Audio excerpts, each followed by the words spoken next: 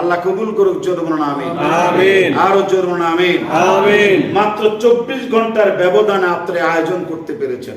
24 ঘন্টার ব্যবধানে এতগুলো লোক এখানে আসছেন, এটা আমি খন্দকার মাহবুবুল হকের 14 গোষ্ঠীর কপাল। জামি তায়েফে খালিমুখী ফিরে যায়নি। আমি আব্বাসিয়া মসজিদের পাশে ওখানেও কিছু দিনের কথা বলেছি। আজকে আপনাদের এখানে আসলাম। এরপরে মক্কাতে আছে, তারপরে জেদ্দায় হওয়ার সম্ভাবনা রয়েছে, রিয়াদ, দাম্মাম আর মদিনাতে অবশ্যই গেলে হবে প্রোগ্রাম। যারা আয়োজন করবেন তাদের সাথে আমার যোগাযোগ হচ্ছে। এরপরে কাতারও আল্লাহ দিনের কথা বলে বাহরাইন হয়ে ঢাকায় করে ফিরে যেতে পারি। আল্লাহ আমার উপর রহম করুক, সফর ইজি করুক, করুক নিরাপদ করুক। একজন বলুন আল্লাহুম্মা আমিন। কয়েস মিয়া ফিল মিয়া, হাইয়াকাল্লাহ, বারাকাল্লাহ, তাবারাকাল্লাহ, আকরামাকাল্লাহ, কামা আকরামতানি ইয়া হাবিবি। যে কয়েকজন আছেন এই রাত 1টার সময়, এই মধ্যরাতে আমার কথা শোনার জন্য, এটা সারা দুনিয়ায় যাবে। তাই ফিরে আলোচনা, জোরে কোন আমিন। আমিন। দুনিয়া বানাইছে কে? আল্লাহ। জমি? আল্লাহ। আর এই পানির ফোয়ারার পানি কে বানাইছে? আল্লাহ। এই বিদ্যুৎ ইলেকট্রিসিটি কে তৈরি করেছে? আল্লাহ। আল্লাহ তৈরি করেছে। আল্লাহর জমিনে বসবাস করব ক্ষণিকের দুনিয়ায়। কারো পিতা রেখে যাওয়া আদর্শ, কারো স্বামী রেখে দেওয়া আদর্শের মধ্যে শান্তি নেই, মুক্তি নাই। দেশকে ডেভেলপ করুন। আরো রেল হোক, সড়ক পথ হোক, আকাশ পথ হোক, এয়ারপোর্টের কলেবার বৃদ্ধি হোক। 500 মডেল মসজিদ হয়েছে। ওই মাইক থেকে দিন কায়েমের স্লোগান শুরু হয়ে যাবে। জোরে কোন ঠিক কিনা? ঠিক। এরকম লোক তৈরি করার দায়িত্ব সরকারের। রাইট? রাইট। নামাজি বানাইতে হবে, দিনদার বানাইতে হবে। বলছিলাম সৌদি আরবে যেরকম আমরা খুরমার জন্য আসি না, তাসবিহ আর জানামাজের জন্য আসি না, এরপরে জমজম পানির জন্য আসি না, আমরা ওমরা হজ করতে আসি। আর কোরআনের আদর্শ কি করে বাস্তবায়ন হয় এটা সচকে সরেজমিনে জরিপ করতে আসি। জোরে কোন ঠিক কিনা? ঠিক। সে আলোকে যদি আমরা বাংলাদেশকে পরিচালিত করতে পারি, সৌদি আরবের মতো শান্তি, এই যে কাতার, এখানে সফর শেষ করে কাতার যাব, সারা পৃথিবী থ্যাংক ইউ জানাচ্ছে কাতারকে। মুসলিম রাষ্ট্র টেরোরিজম কান্ট্রি মনে করেছিলাম, আর যেই সব দেশগুলি আমাদের মুসলমানদেরকে ভয় করত, সামান্য একটা বিশ্বকাপ ফুটবল খেলা দেখতে এসে ওরা বলছে আমরা আমাদের নিজ দেশের চাইতো এই কাতারে সবচেয়ে বেশি নিরাপদে আছি। এটা ইসলাম দিয়েছে। একটা ল্যাংড়া আতুর প্রতিবন্ধী দিয়ে বিশ্বকাপ ফুটবল খেলা উদ্বোধন করেছে। ঢোল তবলা বাজিয়ে নাকি কোরআন তেলাওয়াত দিয়ে? কি দিয়ে? কি দিয়ে? কোরআন তেলাওয়াত দিয়ে, আজান দিয়ে। এই কাতারের মসজিদে আজান হচ্ছে, হাফ প্যান্ট পরা নারী পুরুষ আজানের সুরে বিমোহিত হয়ে ওরা রেকর্ড করছে, মসজিদে হাফ প্যান্ট পরে ঢুকতেছে। আমরা কিচ্ছু বলি নাই। জোরে কোন আলহামদুলিল্লাহ। আমরা কিচ্ছু বলি নাই, আমরা আনন্দ পেয়েছি। আল্লাহ কোন জিনিস দিয়ে কাকে আল্লাহ হেদায়েত করে বলা যায় না। সেই নেইমার থেকে শুরু করে আর্জেন্টিনার মেসি, ওর খেলাকে আপনারা অনুসরণ করতে পারেন, কিন্তু তার চুল কাটা অনুসরণ করেন না। নেইমার কাটিং চুল কাটেন না, চুল কাটবেন রাসূলের সুন্নত তরিকায়। যেমন আমার একটু বাবরি চুল হালকা রেখেছি, এটা রাখতে পারেন, অথবা একটু কম পরিমাণ চুল রাখতে পারেন, অথবা নেড়া করে ফেলতে পারেন। ওমরা করলে যেভাবে করা হয়, হ্যাঁ, এইভাবে আপনি করতে পারেন, মাঝারি সাইজে রাখতে পারেন। কিন্তু এখানে একটু, ওখান দিয়ে একটু। এগুলি বাংলাদেশে আমরা ছোটবেলায় দেখেছি, ছাগল চুরিতে ধরা পড়লে, কথা বুঝিয়ে লেছেন কেন, ছাগল চুরিতে ধরা পড়লে আর মাইয়া আর পোলায় যদি আকামে ধরা পড়ে, অকারেন্স করেছে।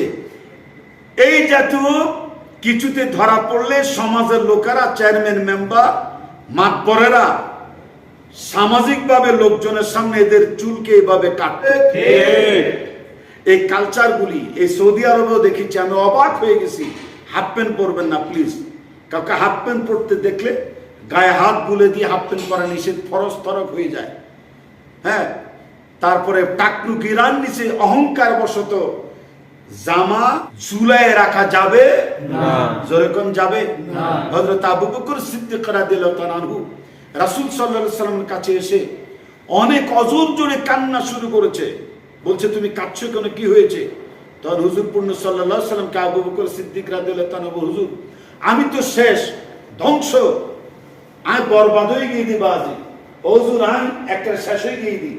ইবা বার্মা বাড়ি তো সিটে গিয়ে হতা কানা ন হইলে তোমার যা কিলে বই রইলাম দে আন্ডে কোন দুঃখে বই রইয়ে দিয়ে আনি। বার্মা আরাকান মুসলমানদের জন্য ইউটিউবে দেখবেন মাওলানা খন্দকার মাহবুবুল হক, আমার নিজস্ব চ্যানেল যেটা এই নামে, আমি আরাকান মুসলমানের জন্য বজ্র কঠিন ভাষণ রেখেছিলাম লক্ষ লক্ষ জনতার সামনে। 19 দিন ব্যাপী যে মাহফিলটা হয় চট্টগ্রাম লোহাগাড়া আমিরাবাদ, আল্লাহ কবুল করুক, জোর বলুন আমিন। আমিন। ওনাদের পক্ষে আমি কথা বলেছিলাম, তোমার কি হয়েছে? কয় যে হুজুর আমার পেট বেসাইজ একটু বড় বলে আমি আমার কাপড় এখানে যতই রাখি আমার পেট বড় হওয়ার কারণে কাপড় আস্তে আস্তে নিচের দিকে একটু ঝুলে পড়ে, যার কারণে আমার টাকনু গিরার নিচে মাঝে মাঝে কাপড় ঝুলে পড়ে যায়। শুনেছি টাকটু গিরার নিচে যারা অহংকার বশত জামা কাপড় ঝুলায় রেখে পড়ে, গুসায় আল্লাহ তাদের দিকে ফিরে তাকাবেন না, কথাও বলবেন না, টাকটু গিরা তাকে জাহান্নামে নিয়ে যাবে।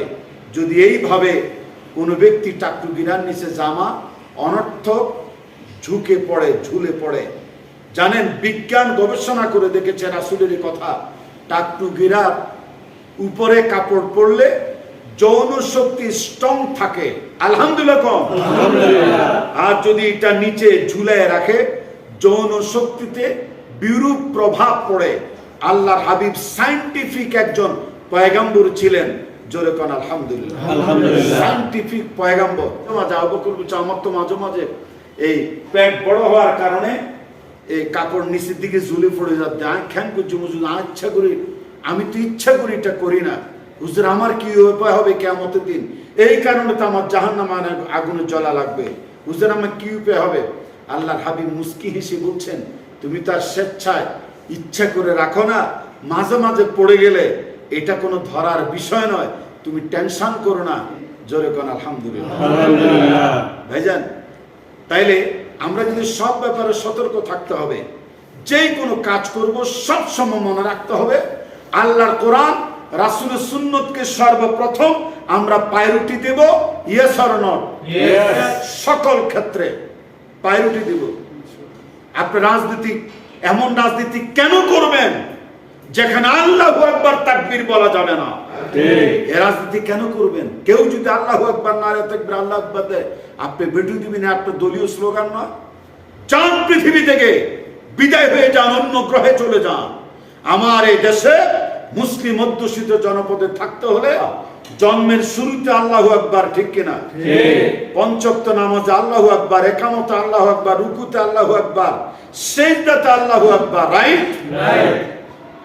জানাজা আল্লাহু আকবার, ঈদের নামাজ আল্লাহু আকবার, সব সময় তো আল্লাহু আকবার বলি। তাহলে রাজনৈতিক স্লোগান অন্য স্লোগান কেন হবে? এইসব স্লোগান বাংলাদেশকে বিলুপ্ত করে দেয় নিজেরাই। রাজনৈতিক দল হিসেবে দায়িত্ব নিয়ে আল্লাহর কাছ থেকে বাঁচতে হলে অবশ্যই এ থেকে আপনাকে ফিরে আসতে হবে। নারায়ে তাকবীর, আল্লাহু আকবার, নারায়ে তাকবীর, আল্লাহু আকবার, আল্লাহু আকবার। আবার অনেকে কয় নারায়ে রিসালাত যদি না বলে, হে সুন্নি না, থাপড়ায়া গালার দাঁত ফেলে দেওয়া উচিত। কেউ নারায়ে রিসালাত বলতে পারে, কে আল্লাহু আকবার বলবে, কে আল কোরআনের আলো ঘরে ঘরে জ্বালো, কেউ আল হাদিসের আলো ঘরে ঘরে জ্বালো, এটা বলতেই পারবে। কারণ যেখানে রাসূলের আদর্শ আর কোরআনের বিধান ছাড়া কোনো উপায় নাই, সেখানে একটা স্লোগানকে কেন্দ্র করে বিতর্ক তৈরি করার কোনো যুক্তি নেই, ঠিক কিনা বলে? একটা লোক যদি নারায়ে রিসালাত স্লোগান না দেয়, সে সুন্নি নয়, বাতিল বেদাত, এটা কি কখনো সমালোচনা করা যাবে? এটা করবেন না। ফিরে আসেন আদর্শের পথে। ওলামায়ে কেরামকে বলবো, কোরআন হাদিস দিয়ে কথা বলুন। আজকে আমি কোরআন আর আয়াত দিয়ে, হাদিস দিয়ে কথা শুরু করেছি।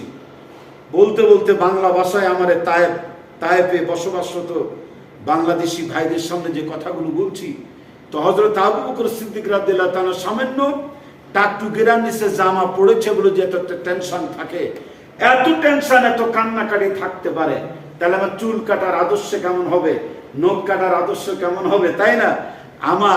আমি কি হাফ প্যান্ট পরবো না ফুল প্যান্ট পরবো? এটা কি শুধুমাত্র অমুসলিম দুনিয়ার মুসলমানদের জন্য না, মুসলিম দেশের যুবকদের জন্য আদর্শ সমানভাবে কার্যকর, ঠিক কিনা বলে? আমরা আদর্শের উপরে ভিত্তি করে কর্মকাণ্ড চালাবো। আল্লাহ কবুল করুক, চলবো না আমি। ওই যে বলছিলাম আল্লাহর হাবিব সায়েন্টিফিক পয়গাম্বর, তিনি যা বলেন তাই বিজ্ঞানসম্মত।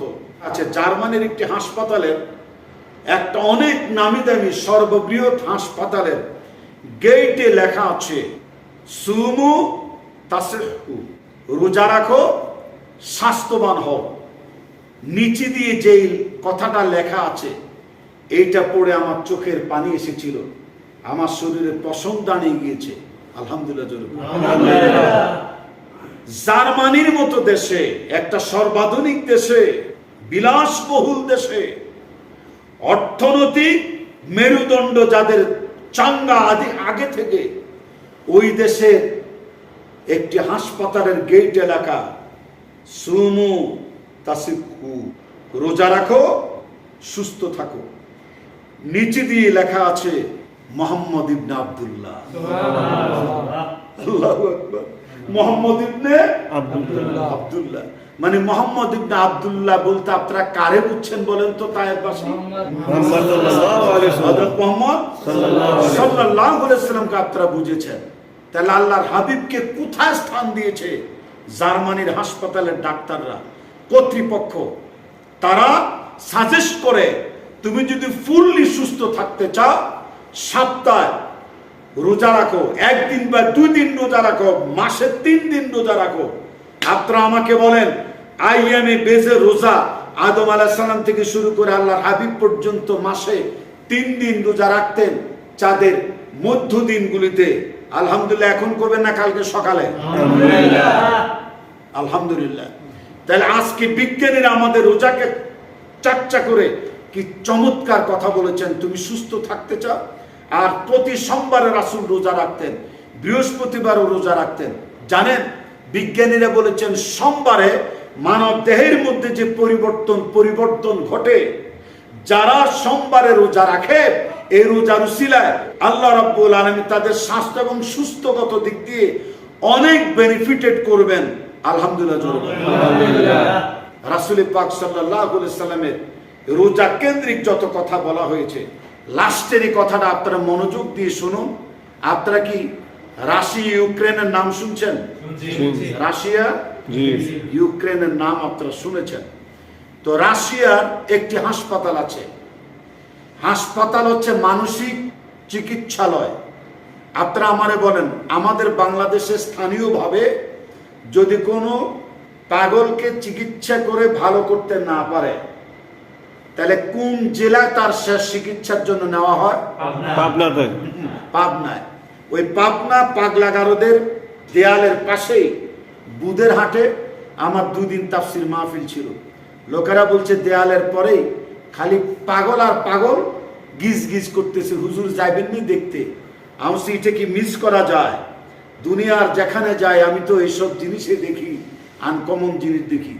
নিয়ে গেছে, গেটের কাছে যাওয়ার পরে দেখি যে পাগলরা আমারে দেখে খিলখিল করে হাসা শুরু করেছে। ওদের হাসার স্টাইল দেখে আমি এটাই বুঝে নিছি, ওরা যেন আমাকে এটাই বুঝাচ্ছে যে হুজুর তাইলে আমরাও আইছেন। মনে করছে যে আমি পাগল হয়ে গেছি, আমারও বুঝে এখন ঢুকাবে পাগলের কাতারে। আমি বেশিক্ষণ থাকি না, চলে আসছি। এরকম বিশ্ববিখ্যাত পাগলাগারদ আছে একটা রাশিয়ায়। কোন দেশে? রাশিয়ায়। ওই পাগলাগারদ বা এই পাগল চিকিৎসা যিনি করেন, নাম হচ্ছে ডাক্তার নিকোলাইট। কি নাম? ডাক্তার নিকোলাইট। তাকে জিজ্ঞাসা করা হয়েছে, বলুন তো পৃথিবীতে ডাইনোসরের ডিম ফসিল খুঁজে পাওয়া, সৌর শক্তি দিয়ে বাতি জ্বালানো, আণবিক বোমা তৈরি করা, মঙ্গল গ্রহে পাথফাইন্ডার পৌঁছানো, এই সব আবিষ্কারের মধ্যে আপনার কাছে সবচেয়ে বড় আবিষ্কার কোনটা মনে হয়?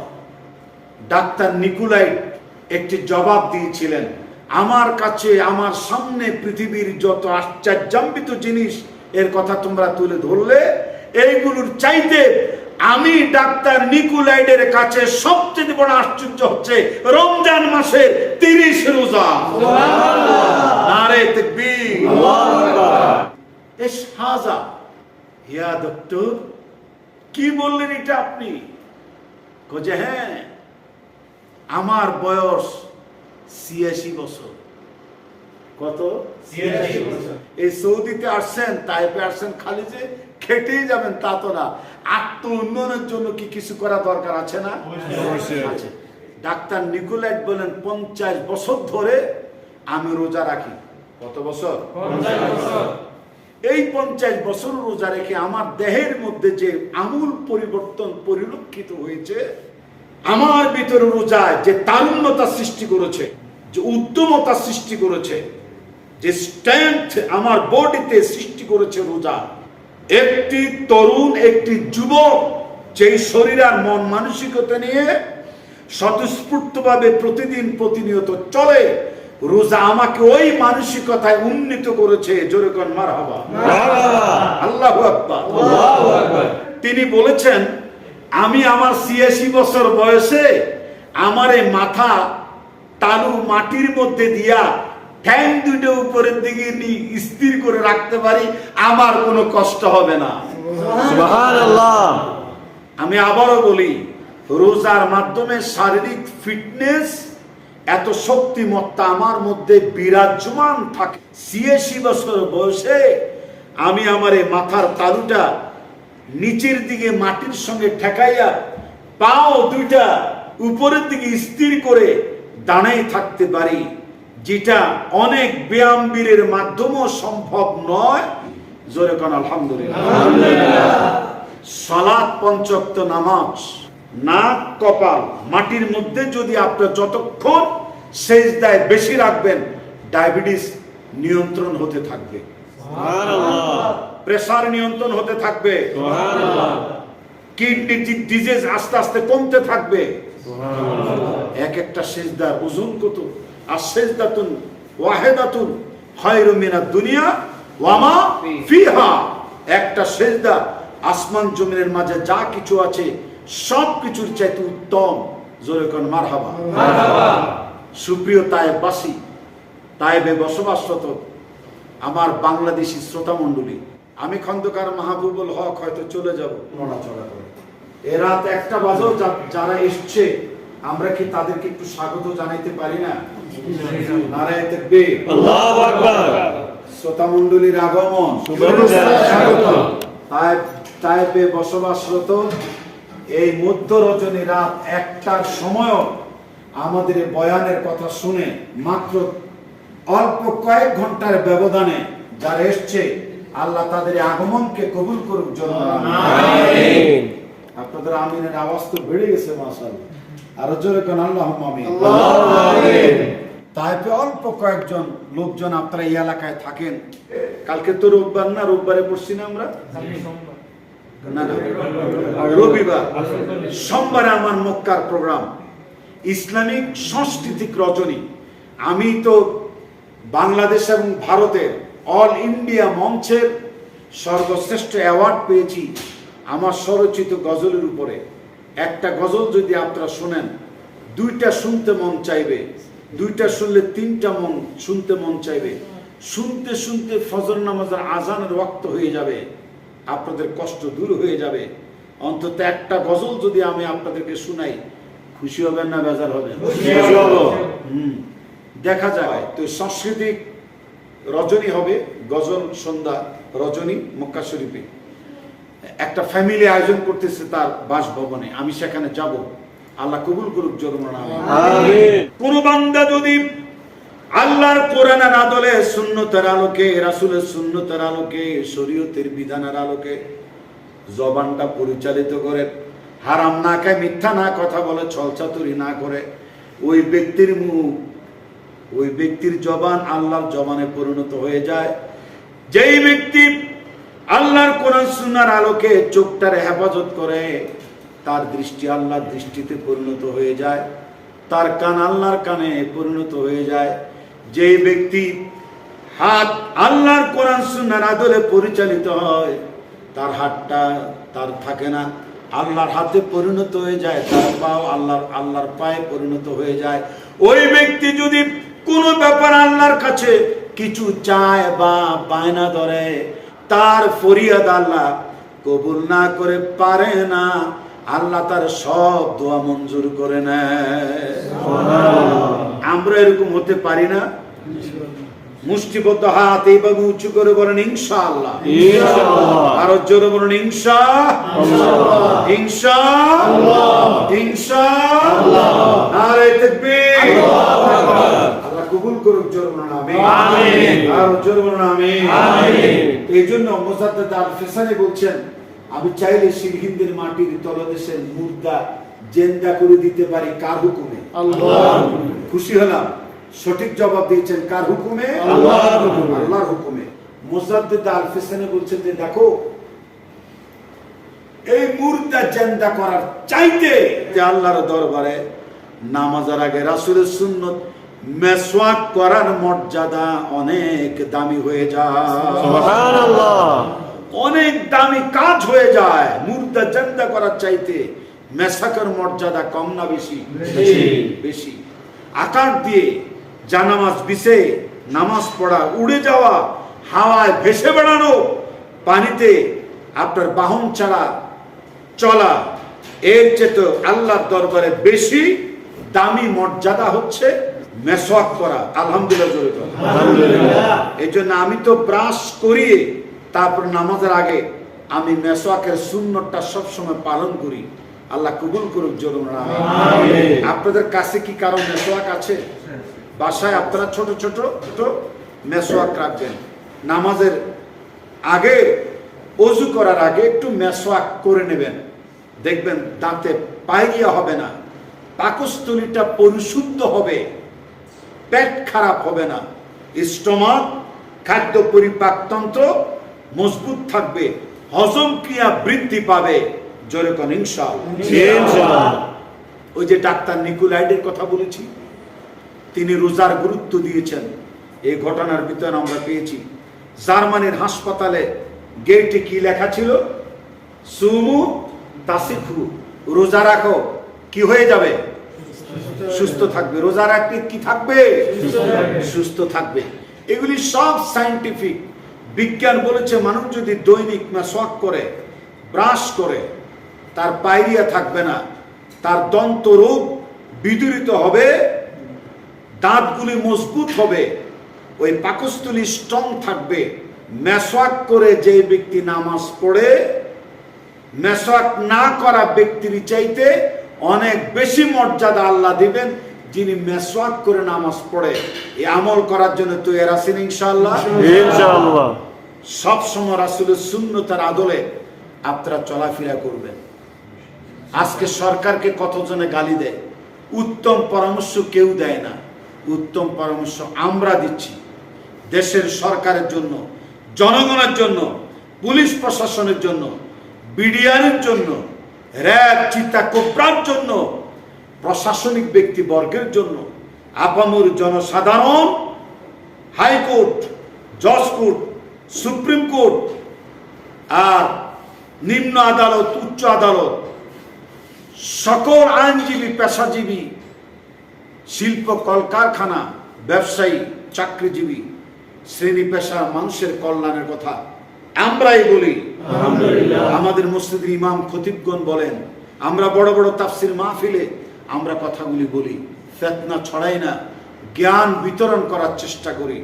এই জাতি, এ প্রশাসন আমাদেরকে সেলুট দেওয়ার কথা, পীড়নের কথা না, মারার কথা না, কারারুদ্ধ করার কথা না। ঠিক কিনা জোরে বলে? নির্যাতন নিপীড়ন করার কথা না। ভুল জায়গায় আছেন, ওখান থেকে বেরিয়ে আসুন। আল্লাহু আকবার তাকবীরের পথে রাসূলের আদর্শের পথে, কোরআনের আদর্শের পথে, নাকি? বহুত গম্ভীরকে হুজুর, আলহামদুলিল্লাহ জোরে বল। আমি আসার পর থেকে আমার পেছনে এই দুই হুজুর লেগে আছে, আলহামদুলিল্লাহ। এখানে যে কেন্দ্রীয় মসজিদ, আমাদের বাইতুল মোকাররমের চাইতো অনেক বড় মসজিদ, ভিতরে যে অংশটা দেখলাম, এটার নাম কি না?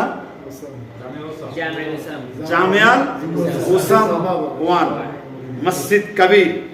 এই বিশাল মসজিদের খাদেম মুশাররফ আর আগের ইমাম সাহেব হযরত মাওলানা সামির সাহেব, ওনারা লেগে আছে।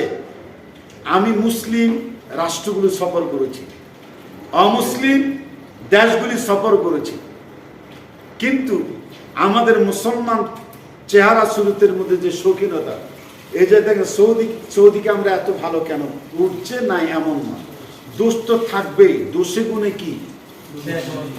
দোষে গুণেই তো মানুষ, নাকি? সেটা বড় কথা না, কিন্তু ভালো গুণ বেশি।